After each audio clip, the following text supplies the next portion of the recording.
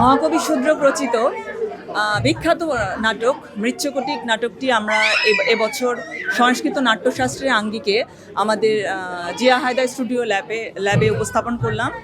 এই নাটকটি পরিবেশনায় ছিল আমাদের 2023-24 শিক্ষাবর্ষের শিক্ষার্থীরা, নাট্যকলা ও পরিবেশনা বিদ্যা বিভাগে।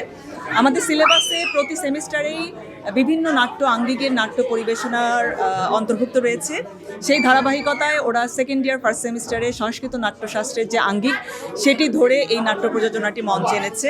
এটি আসলে 6 মাসের একটি পরিশ্রমসাধ্য কাজ, অনেক ভুল ত্রুটি থাকতে পারে, কিন্তু তাদের পরিশ্রম আছে, কারণ সংস্কৃত নাট্যশাস্ত্র আসলে স্টাইলাইজ পারফরমেন্স হয়, যেখানে শরীর, দৈহিক ভঙ্গিমা, মুখভঙ্গি, ফেসিয়াল এক্সপ্রেশন যেটা আমরা বলি, সমস্ত কিছু মিলে এক ধরনের স্টাইলাইজ পারফরমেন্সের দিকে অভিনেতাদেরকে যেতে হয়।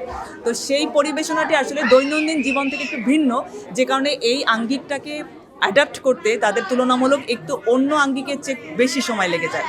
আমার চরিত্রটা করতে যেয়ে আমার সবচেয়ে বেশি যেটা চ্যালেঞ্জিং লাগছে ওটা হচ্ছে আমার হাঁটা চলা। এটা হচ্ছে আঙ্গিক অভিনয়ের মাঝে পড়ে। এটা যেহেতু নৃত্যনাট্য, আমার নাচের ভঙ্গিমা বা মুহূর্তগুলো শিখতে হয়েছে, যেটা আমি আগে বা আমার ব্যক্তিগত জীবনে ব্যবহার করে থাকি না।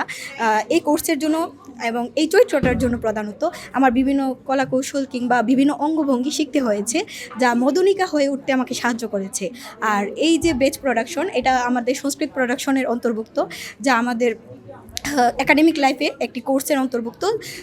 এর মাধ্যমে আমরা মূলত আমাদের যে নাট্যের পরিসর কিংবা আমাদের যে ভারতীয় সংস্কৃতিতে প্রথম যে নাটকের ধারা রয়েছে এবং নাটকের যে দশরূপক রয়েছে, সেই দশরূপকের প্রকরণে কী কী রয়েছে এবং তার বৈশিষ্ট্য, সেই চরিত্রগুলো কীরকম হয়, তাদের ব্যক্তিগত জীবন।